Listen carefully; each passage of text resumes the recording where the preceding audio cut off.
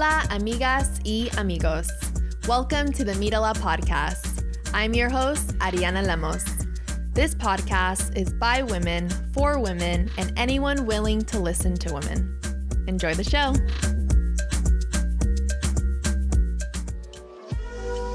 Isabel Grace is a woman-owned florist business.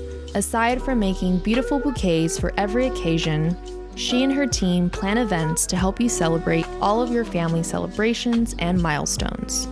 From baby showers, birthdays, graduations, and weddings, Isabel Grace is a proud sponsor of the MíraLA Podcast, providing all of our guests their favorite arrangement of flowers. In this episode, I interview Rosa Gomez. Rosa Gomez is a first-generation Angeleno of Salvadoran descent. Life experience and generational trauma led her to seek counseling and become a marriage and family therapist herself. She is a grad student finishing her third term. You can follow her at Rosa Amalia to follow her journey. Welcome back to the MíraLA Podcast. On today's episode, I'm speaking with Rosa Gomez. Hey, bae. Hey. So let's just take a breather. That kind of pre-production setup that you got to witness was a lot. So we'll just, have a second to breathe. Then we can get into it. It was amazing to watch, though. Was it? Yes. Yes. I mean, to actually look at the behind scenes. Inspiring, to say the least. This is badass. I appreciate that, because I think a lot of people don't understand what it takes to put a podcast production together.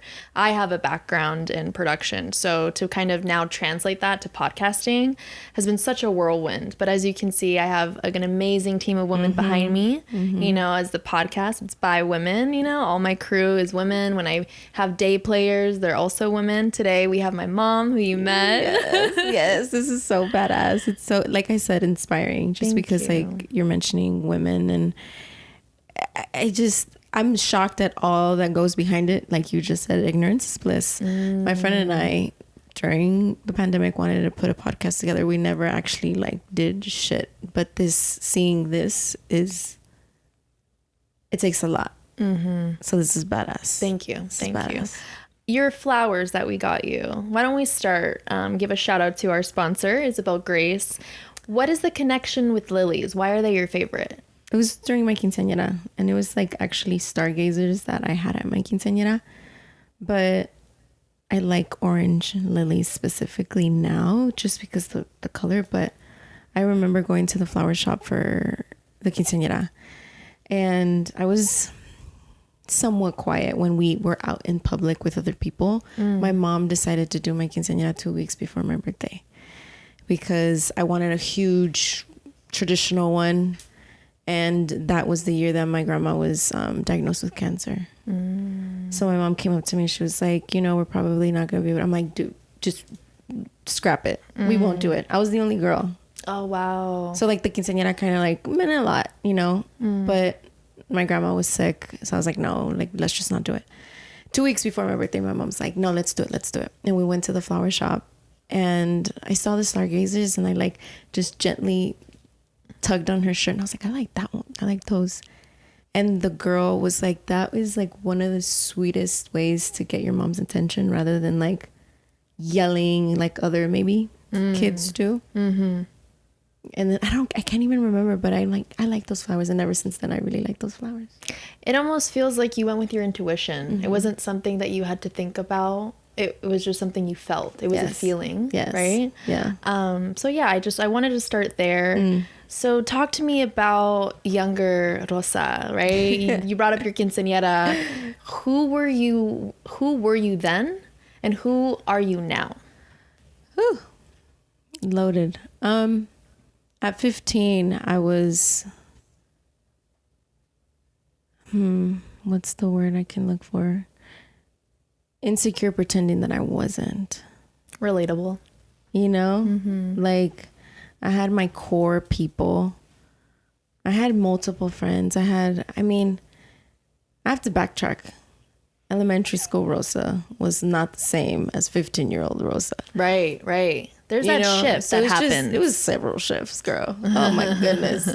So I have to mention Brenda because, she brought up the amazing, she's told me this story several times, which also like low-key brings me to tears sometimes, because even at that time I was considered a tomboy because the way that I dressed, the way that I only hung out with boys. But I grew up with 3 brothers. You did mention that, being the only girl in your family. I'm the only girl, so like I grew up with brothers. I was just, I could do that. I do that with my brothers all the time. So bet. And Brenda always loves to say how, I did kick the hardest, man. Hell yeah, my brothers taught me. So little Rosa was, little tomboy, always playing with dudes. But then middle school hit and I got double D's. I was the only girl I felt with huge, I couldn't hang out with the boys anymore. Yeah. So I was like, who is she now? It was a hard transition because I was so used to being the sporty girl. But once I developed more of a woman figure, I couldn't do that anymore because then you were the talk of the town. You get side-eyed.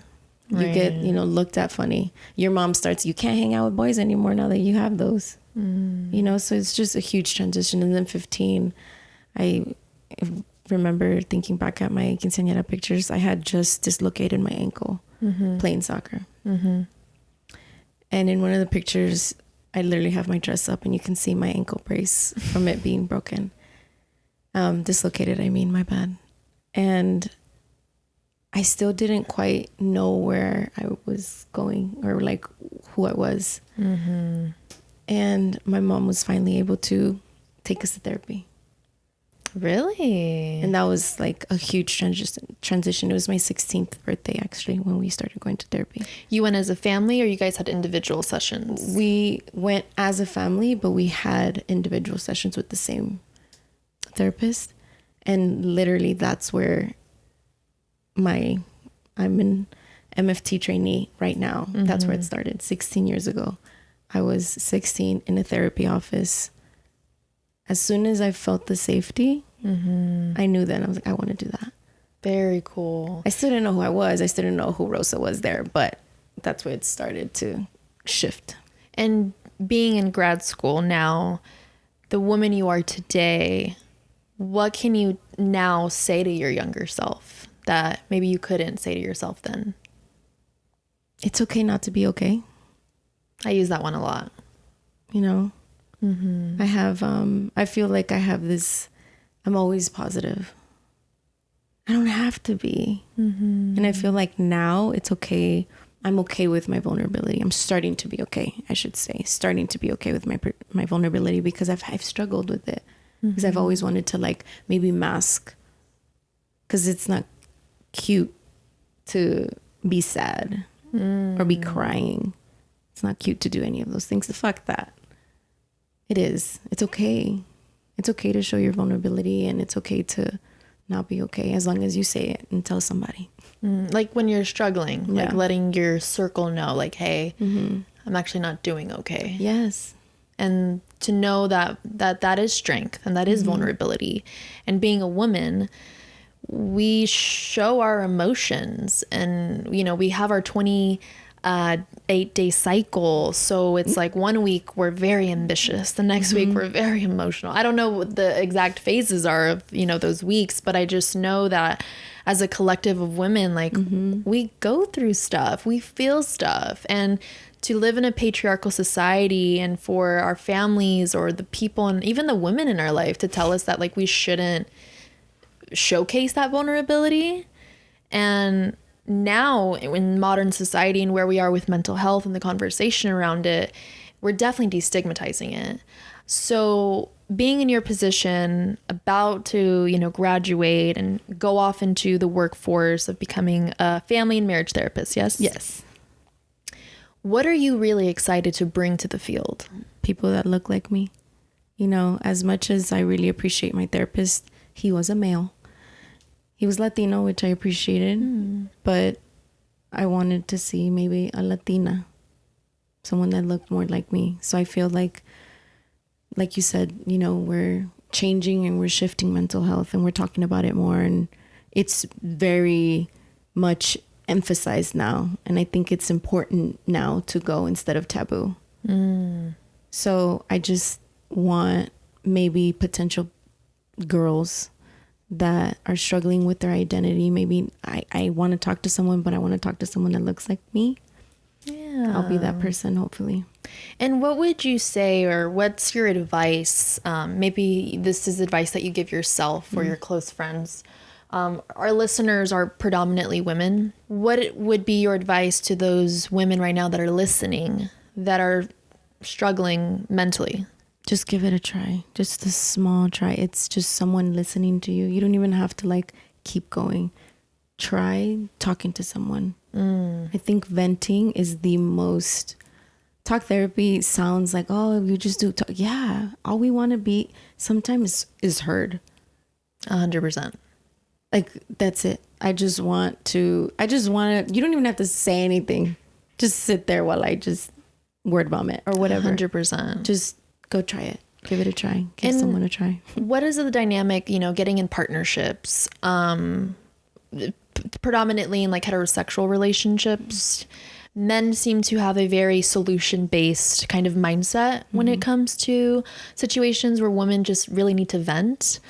We do also, you know, have men who listen and tune in, but like, what would be that advice for the men that are like needing or learning to allow their women to just give them that space and to just be that like shoulder to listen to, and that like being a man, like you don't have to have a solution right now. Like, what's kind of your thought? What are your thoughts around that? It's so funny because it's so slightly frustrating just because my brothers they're some of my biggest supporters, but they're not supportive of the actual occupation. Interesting. So I struggle with like knowing how to really answer this because the men around me do struggle with mental health. They do struggle with admitting any sort of mental health thing or maybe something wrong or something to even talk about. They support me doing me, going to school and everything. So it's hard, but I do have classmates that are men. I feel like it goes back to something that I said earlier. It's okay not to be okay. Like we often, I think society wise, especially culturally, we look at men as the foundation, they're supposed to be the breadwinners. They're supposed to be doing all these things, a lot of expectations for them. But what about vulnerability? When are they allowed to have that vulnerability and not be looked at as all this weak, all the stigma that's behind it? Pussies, right? All that.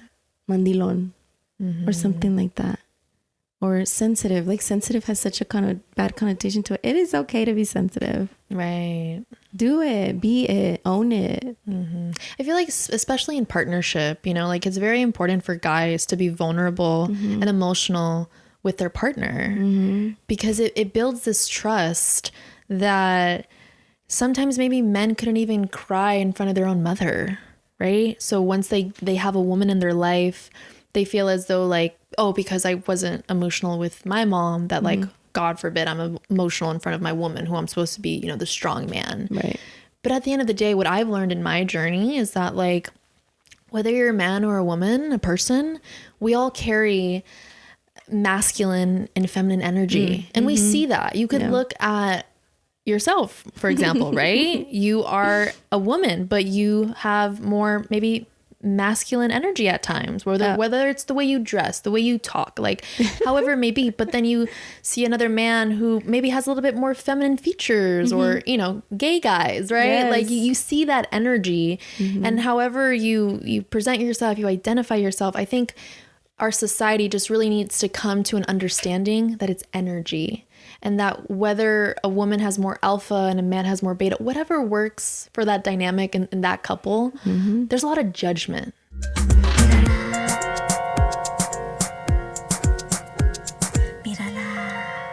Welcome to the Walk House, a thriving mental health and wellness center nestled in the heart of Valley Glen, California. We provide culturally sensitive therapy, energy healing, and workshops tailored to the unique needs of teens and women of color. The Walk House is also a perfect rental location for your next event, workshop, wellness retreat.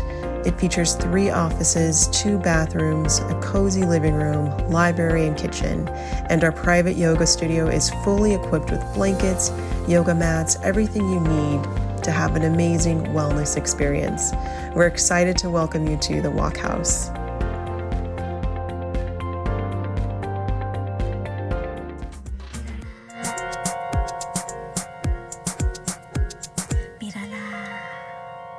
Talk to me about the judgment that maybe you've experienced with the own women in your life. I don't know why this came to my mind right now, but I remember I needed to go back to my high school for transcripts. And I hadn't seen this girl. I don't even honestly remember her. And I remember coming in, I'm like, oh, hey, you know, whatever. My cousin recognized her. And she said something to me like, damn, you lost a lot of weight. And I was like, it caught me off guard. Damn. Because I don't remember. I genuinely don't remember this girl. And I was like, shit, was I that like much? I felt immediately judged. But I'm like, okay, what is she saying? Is she really calling me like whatever I think she's calling me? I feel like I love gassing women up. I love being that girl in the bathroom going up to like, girl, I love your outfit. Oh, your makeup looks amazing. I'm a girl's girl. I love the guys in my life, the men in my life. I mean, they've quite literally raised me, but I love being a girl's girl. So the judgment that I've felt over the years, I've struggled with it. But I also am like, man, whatever. I'm sorry for you feeling whatever you're feeling, but it's not on me. So I'm gonna remove myself. My experience, I was bullied. And my relationship with women, girls at school, like I predominantly grew up around, so my mom's the oldest of 9. She has 4 sisters. I've never really experienced any negativity with the familial women in my life. When I, went to school and was like trying to make friends with other girls, there was definitely like this jealousy of just like those comments or just things that like that bully energy. And I never understood it because like little Ariana, younger teenager, like all I wanted to do was be friends and cool with everybody. Yes. And a big part of my journey and like where I am now is having this platform to empower women to understand that like, you are no better than me. I am no better than you. At the end of the day, especially in a patriarchal society, the men have almost deemed us to want to be in competition with the woman in front of you. Yeah. And I think that is so sad, right? So like going back to that experience with that girl, a lot of it is like, what is she dealing with at home? Yes. And like what's going on in her psyche that she feels the need to say a comment like that. And another thing to add to that, the lack of awareness that sometimes the things that people say to us, they don't even know that they're saying things because especially in this world, people are on the go. They don't take a second to be mindful. Right. Talk to me about your journey being mindful and meditation or the things that you do to find that stillness and to create that awareness that you have in your life.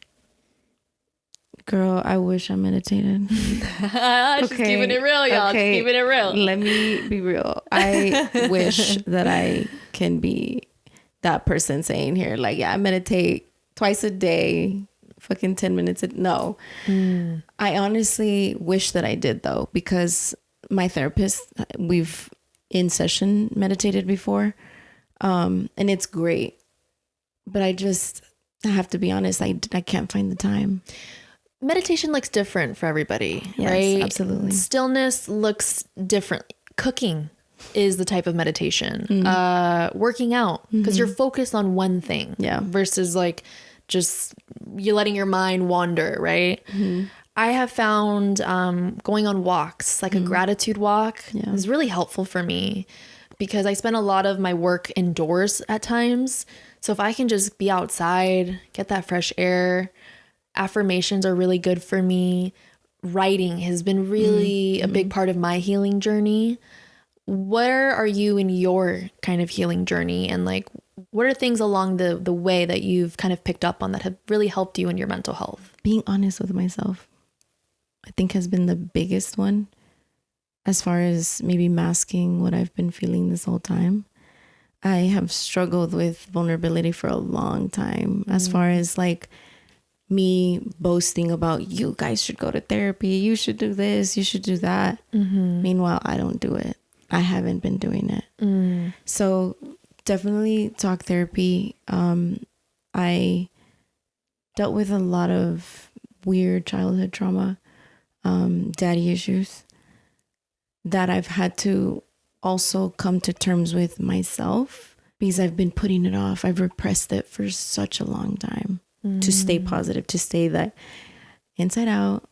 Joy, I literally resonate with her so fucking much. From inside out. Inside out. Yeah. Because like, do you know how fucking hard it is to stay this positive? Like, yes, I do. Because I feel that shit all the time. So being okay with not being okay, being able to talk about like it's been a bad day. It's been a bad day, because I've never really admitted the fact that it's been bad days. So coming to terms with like my heartbreaks, being okay with my heartbreaks, learning from those, being nicer to myself. That's a big one. Taking my own advice. I go around telling everybody to take care of themselves, to go do this, to go do that, all these, and I don't do it. So honestly, that's been like the biggest thing, is healing myself, being able to be okay, so I can continue to be taking care of people, or doing me, continue to go to school and not fucking have a mental breakdown, you know, just shit like that. Being vulnerable and being honest. Yeah.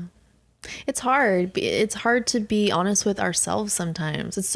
We're so quick to be like, well, I'm gonna be honest with this person, or I'm gonna like tell it like it is, or I'm gonna keep it real. But when you have that mirror in front of you and you got to be real with yourself, you got to take accountability, you got to accept your past.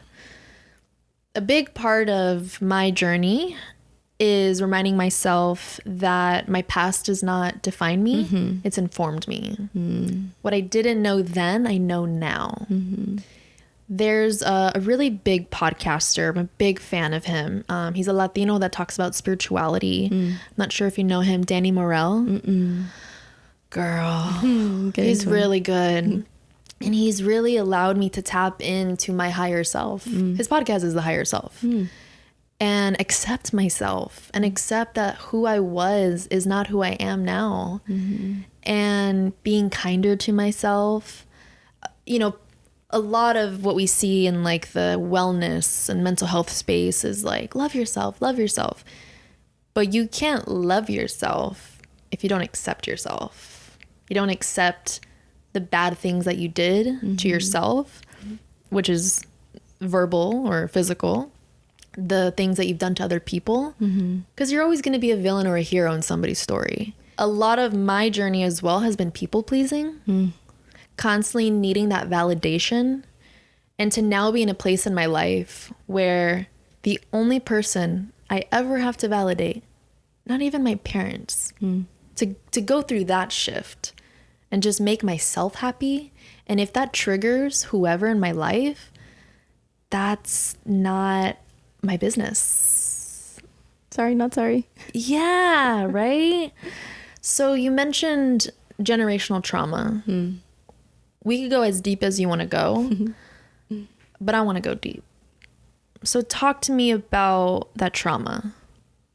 You mentioned your dad. My dad, so I'm Salvadorian. My parents come from El Salvador, and they came to the States during the Civil War in El Salvador, which did a lot to the country that I feel like is still ruminating. It's still lingering around there. It's getting a lot better, but it's still something that has been there generationally. There's a lot of trauma there with war and everything. My parents had to come over here, and I felt like they were dealing with a lot already, with the war, with what had happened before the war, why the war started. I've noticed patterns in my life that happened to my mom. Interesting. That happened to my cousins. That happened to my tias. That happened to many women in my family. Unfortunately, there's also, you know, creencias that people have and stuff. My mom told me this story about how there was this lady who was jealous of my grandma. And my grandma at the time had already had a daughter. That tia of mine is the only one of the sisters that's only had one husband. The rest of them have all had more than one. And my mom has instilled in me that that's like a curse that we have. Because all of my other aunts, which is like another 5 of them, have all had. And unfortunately, the first husband has always been awful. The next one wasn't any better, but it was awful. And I've noticed that trend in my family, in the next generation. Me, my cousins, we all have had pretty bad. Who hasn't, right? Who hasn't? But the trend that we've seen. I mean, the fact that you have that awareness to even notice that is huge, right? I think that we all have karmic lessons that we have to deal with. And whoever decides to break that generational curse is huge, because it's a lot of work and it's painful. Because I don't know if you know this, but as women, not only do we have our own trauma from childhood that we deal with, we hold on to the 4 mothers before us, I believe.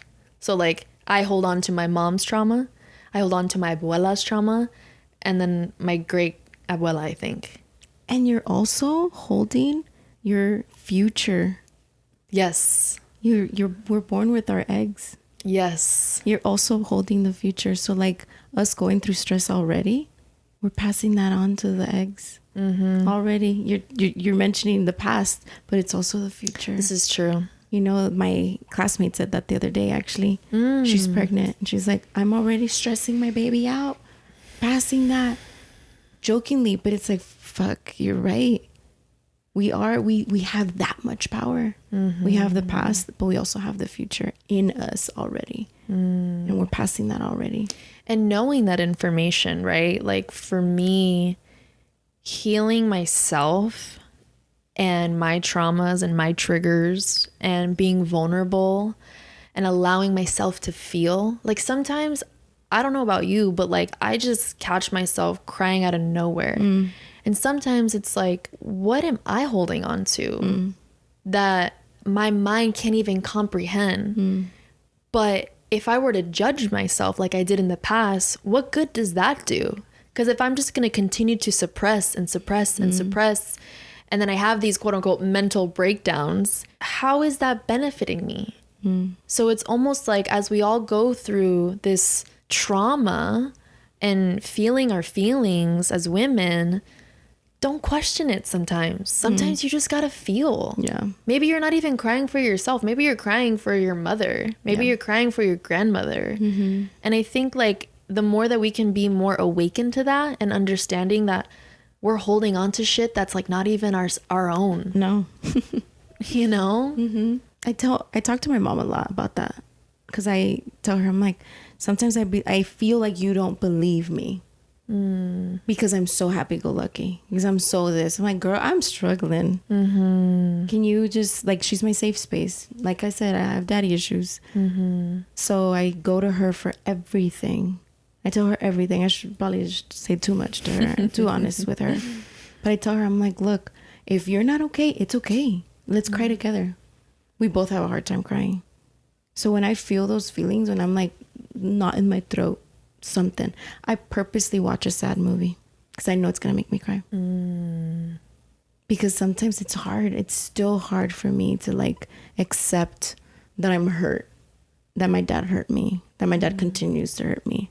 You know, like I've had other shit happen to me growing up, you know, deep shit. Yeah. But that doesn't even hurt as much as like my dad not being present the way that I would like him to be present. Right. So dealing with that and being able to like, okay, feel those feelings like you said, and be okay with them. Be okay with feeling heartbroken by my dad, by the first man that was supposed to not break my heart, to show me how dudes should have treated me. Right. A template. So for the fact that like he was the first one to break my heart, I constantly have to go back to that and maybe be okay. Like, hey, you're just because maybe you don't feel the love doesn't mean you're not loved. Other people around you. Like, so reminders. So with your relationship with your father, what have you done to give those things to yourself that maybe little Rosa really needed from her daddy? Honestly, going to school, becoming who I want to become, regardless of him being there or not. To be fair, I've also gone back to school to be able to talk to that man, to find the vocabulary, to be able to articulate myself, to tell him what he did. Because he didn't hit me. You know, he didn't do all the traditional things that in his mind is like, oh, that's trauma. No. The physical stuff, the right? physical stuff, because I feel like that's where they go. I put a roof over your head. You had clothes, you had food. Yes, you're right. We did have all those things. And thank you. I'm not ungrateful. But I also wanted you to be present in our soccer games, present for graduations, present for any little shit, anything. I mean, mainly our soccer games. Growing up, we all played soccer. So like that, being able to tell him that hurt me. Because right now, in my mind, all he's going to do is be like, so what? I want to be able to articulate what he did, how he made me feel, how I felt with his actions. I shouldn't say he made me feel anything, but how I felt throughout my whole childhood. Truly, like the people that are meant for you will find you. I believe that wholeheartedly. Being here right now, I think to me is like that full circle. We met just, just a few weeks ago. Like it's just, yes. Everything happens for a reason. I believe in signs. I'm a signs as bitch. That's a sign. That's a sign. I see numbers together, synchronicities. That's a sign. I believe in that. Me too. Me too. So we have to wrap it up, but God, this was good, girl.